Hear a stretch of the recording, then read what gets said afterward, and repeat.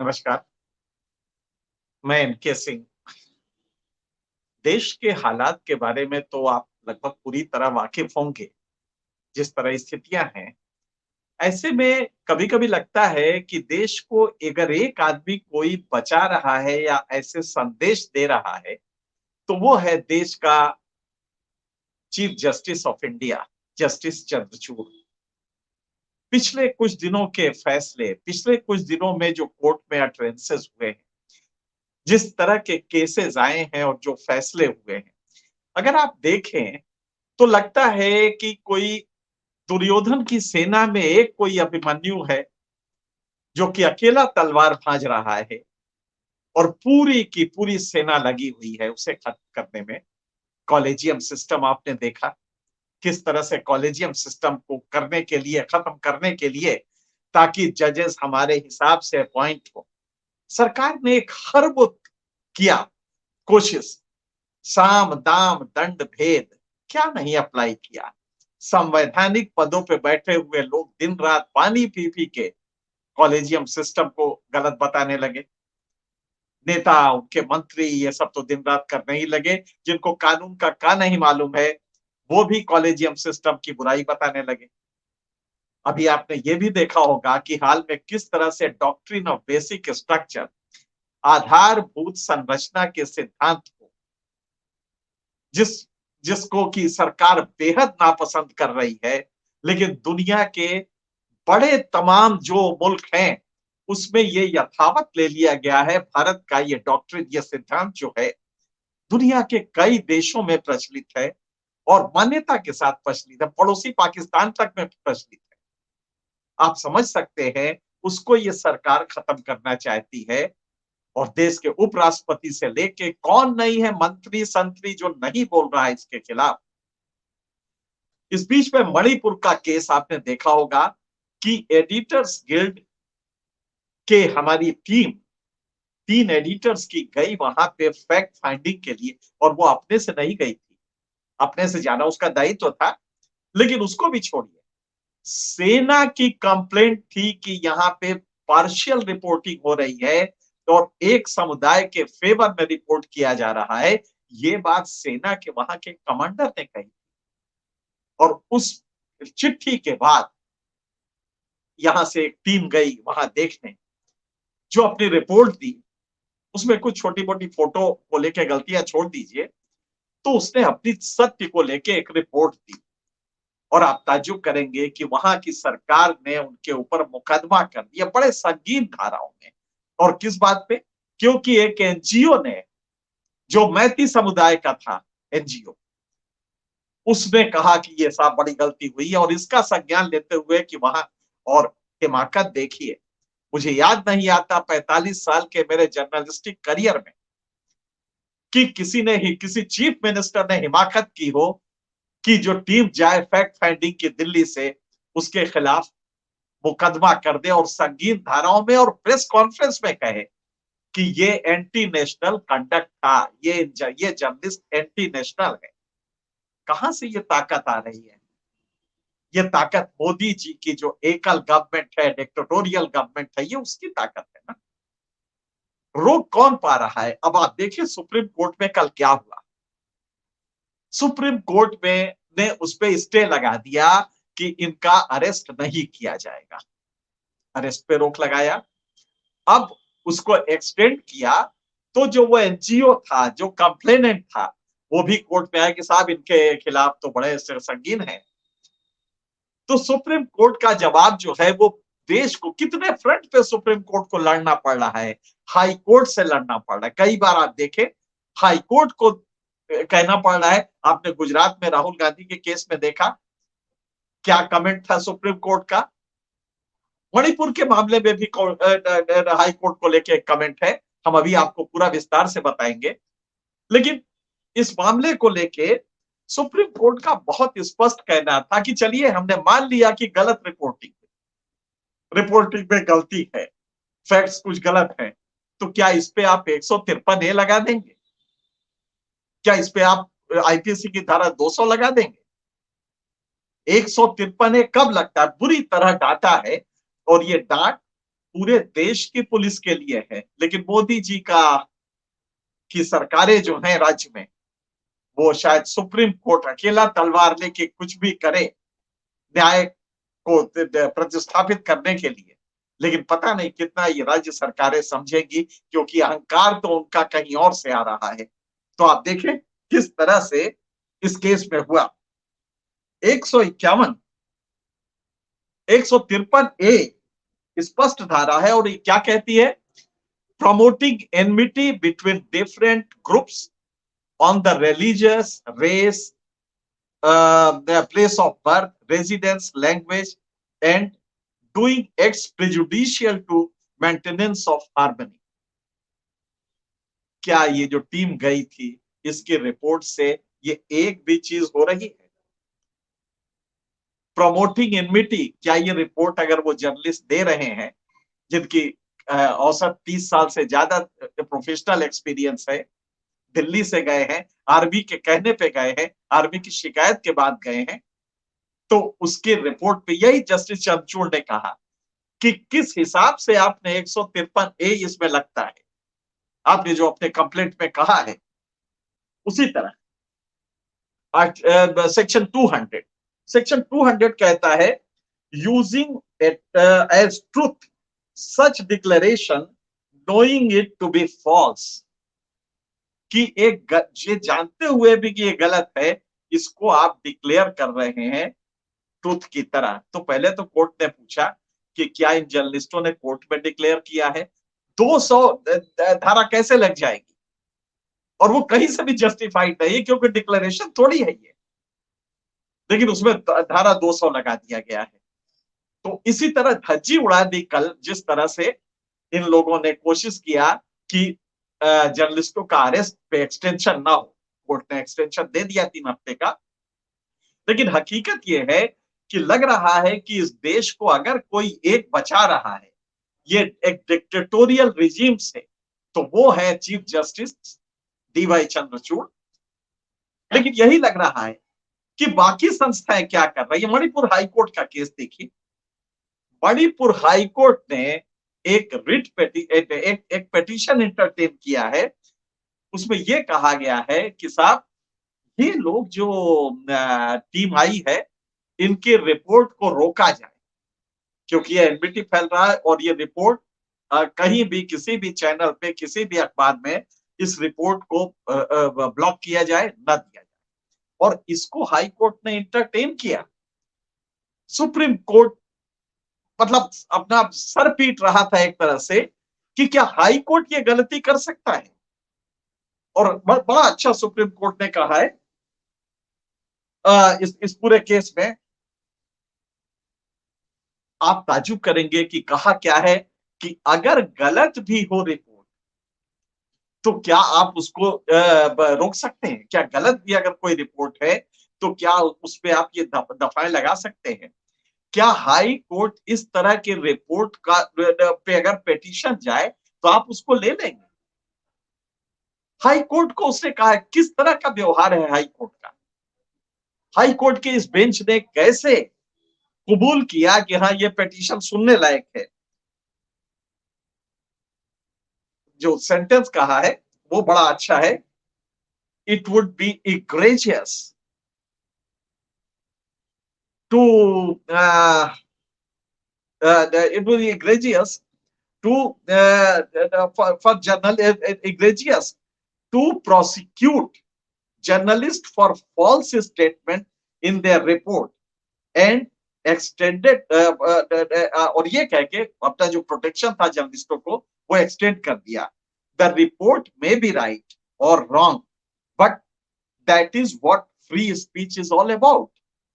Report गलत हो सकती है जर्नलिस्ट की, तो क्या इस पे आप मुकदमा कर देंगे?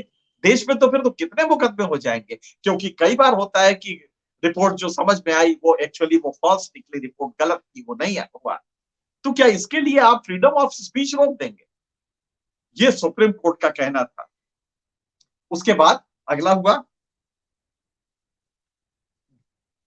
Do FIRs reveal even a whisper about the offenses alleged in the complaint against the journalist? क्या एक एक क्योटा, एक छोटा सा अंश भी है जो आपने कंप्लेंट की है और जो धाराएं लगाई गई है, क्या उसमें एक भी अंश सत्य है?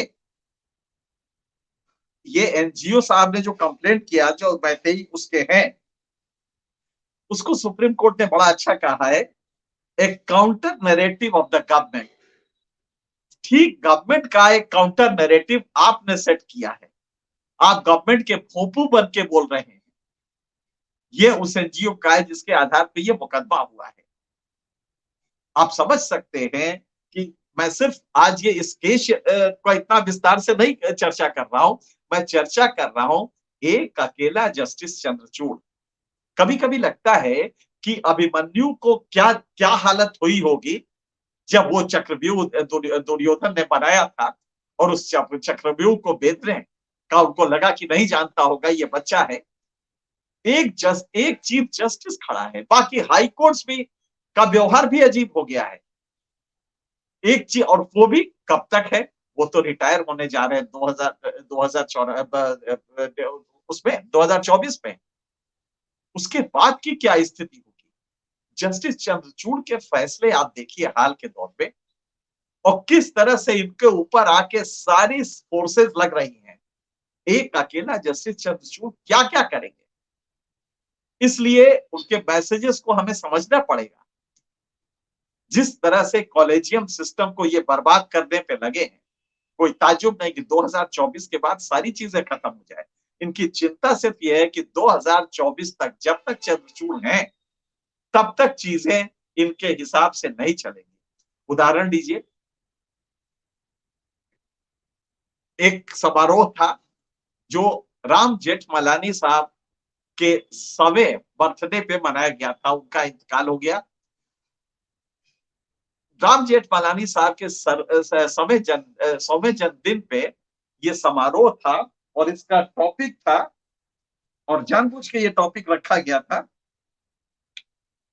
ताकि एक बार फिर से कंट्रोवर्सी हो। राम जेठमलानी साहब के बेटे हैं महेश जेठमलानी, वो भाजपा के हैं, हम ये भी जानते हैं। समारोह राम जेठमलानी का था तो चीफ जस्टिस ने एक्सेप्ट किया उसे। अब टॉपिक वहां पे क्या रखा गया? Has the basic structure doctrine serve the nation well? क्या बेसिक स्ट्रक्चर, आधारभूत संरचना का जो सिद्धांत है, उसने इस देश को 40 साल 1993 में आया था, सॉरी माफ कीजिएगा, 1973 में आया था। क्या इसने देश को इतने सालों सही सर्व किया है? 50 साल होने जा रहे हैं। ये क्वेश्चन था, सरकार का क्वेश्चन है। ये सरकार भी लगातार पूछ रही, उनके जितने भी लोग हैं जो कि इसी के लिए छोड़े जाते हैं, वो भी पूछ रहे हैं। ये टॉपिक था। बड़ी खूबसूरती से जस्टिस चंद्रचूड़ ने एक सेंटेंस कहा कि मैंने पहले भी महेश जेठमलानी जी को बता दिया है कि इस टॉपिक पे मैं नहीं बोलूंगा। अगर मुझे इस टॉपिक पे बोलना है तो मैं अपने जजमेंट्स के थ्रू बोलूंगा। आप इसको एक्सपेंड कीजिए। हम आज जो ये प्रोग्राम ये कर रहे हैं, आपसे मुखातिब हैं, वो सिर्फ ये बताने के लिए कि बेसिक स्ट्रक्चर के डॉक्ट्रिन पे हम पब्लिक में चर्चा नहीं करेंगे, अपने फैसलों के थ्रू करेंगे। और बेसिक स्ट्रक्चर के डॉक्ट्रिन में आप जानते हैं सेपरेशन ऑफ पावर है, फेडरल स्ट्रक्चर है, सेकुलर है। ये सारी जो फंडामेंटल चीजें हैं जो एक अच्छी सरकार देती है, एक अच्छी डेमोक्रेसी देती है, ये सारी चीजें हैं। सरकार को ये नागवार गुजरता है।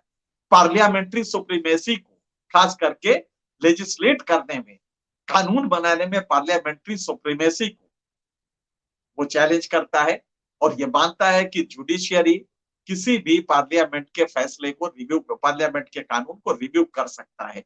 ये पावर अपने पास है जुडिशियल सुप्रीमेसी का। ये सरकार को नागवार गुजरता है। लिहाजा अक्सर आप सेमिनार में ये देखेंगे तो जस्टिस चंद्रचूड़ ने कहा है कि मुझे ये कितना उपादेय है, 50 साल में कितना हुआ है, ये बताने के लिए हम अपने फैसलों से बताएंगे। और सच बात ये है कि फैसले इस समय आपके सामने हैं। एक फैसला तो सबसे बड़ा है जम्मू कश्मीर को लेके। दूसरा फैसला है कि किस तरह आपने जुडिशियल वर्डिक्ट को, जिसमें सीधा सलाह दिया गया था कि सरकार किस तरह अपॉइंट करेगी चीफ इलेक्शन कमिश्नर को या इलेक्शन कमिश्नर्स को, इनके अपॉइंटमेंट को लेके जो प्रोसेस था उसको सरकार ने कानून से बदला है। ऐसे ही कई कानून आए हैं जो कि संविधान सम्मत नहीं है। ये सारे मामले सुप्रीम कोर्ट में है। तो वाले दिनों में बेसिक स्ट्रक्चर के सिद्धांत कितना उपादेय है, ये बताने के लिए टच स्टोन जो रहेगा वो यही रहेगा, कॉन्स्टिट्यूशनल मोरालिटी, बेसिक स्ट्रक्चर का जो डॉक्ट्रिन है उसी के टच स्टोन पे ये देखा जाएगा, ये फैसले होंगे। लेकिन चिंता इस बात की नहीं है, एक अकेला, आपने हाई कोर्ट के बिहेवियर को देखा है। वेस्ट बंगाल में अभी ऐसा ही कुछ हुआ था, मणिपुर में आप देख रहे हैं किस तरह से हुआ है, गुजरात हाई कोर्ट का आपने देखा। तो ये देख के लग रहा है कि एक सुप्रीम कोर्ट, एक उसके चीफ जस्टिस क्या अकेले ये सब कर सकते हैं? ऐसे में बाकी अन्य ताकतों को जो जेन्युइन डेमोक्रेसी के सांस लेना चाहती हैं, क्या उनकी जरूरत नहीं है कि वो भी आगे आए? मुझे लगता है कि ये मणिपुर की जो घटना है, जिसपे जो सुप्रीम कोर्ट ने एक अलग से कमेटी बनाई, सारे पावर्स स्टेट गवर्नमेंट के बगैर कहे हुए, उसमें दिखाई बिल्कुल नहीं देगा, लेकिन बड़ी खूबसूरती से इन्वेस्टिगेशन के सारे पावर्स उनसे हटा के बाहर के अफसरों को दिया। जांच चल रही है। उस समय सरकार को नहीं लगा, उस समय सरकार ने नहीं कहा कि सुप्रीम कोर्ट ने गलत, क्योंकि हिम्मत नहीं थी। लेकिन जर्नलिस्ट जाता है तो कहते हैं ये एंटी नेशनल है। ये हिमाकत सिर्फ इसलिए है, और इसके बरक्स देश का प्रधानमंत्री है, जो हमारे सेना के जवान मरते हैं आतंकियों के हाथ, कर्नल, मेजर, सेना का जवान, पुलिस का डीएसपी, ये मरते हैं, लेकिन वो फूल माला से अपना स्वागत कराता है। ठीक उसी, क्या उसके ये खबर नहीं आई होगी? चीख चीख के पूरे हिंदुस्तान में ये खबर थी आतंकियों को, और नहीं आई है तो फिर प्रधानमंत्री बनने लायक नहीं है।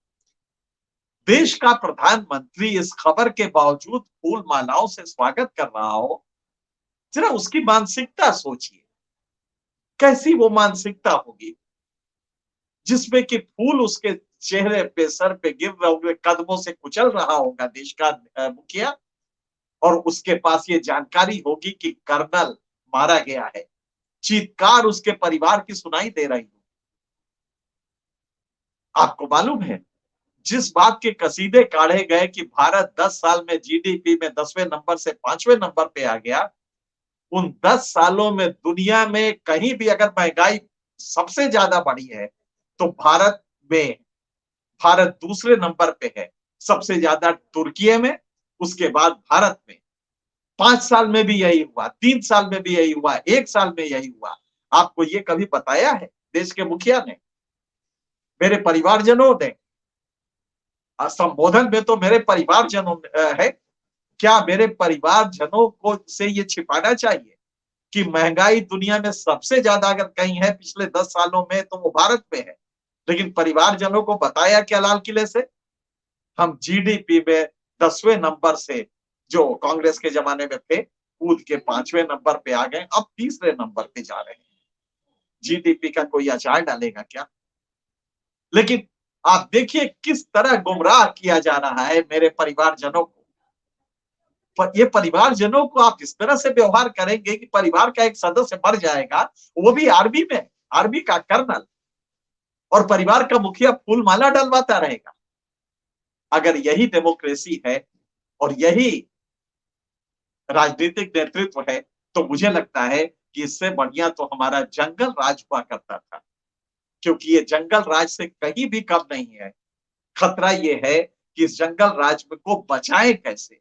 हम सबको मिलकर इसकी कोशिश करनी पड़ेगी कि तुम हमें महंगाई का वो बताओ, दुनिया में हम महंगाई में किस नंबर पे है, और आपको ताज्जुब होगा।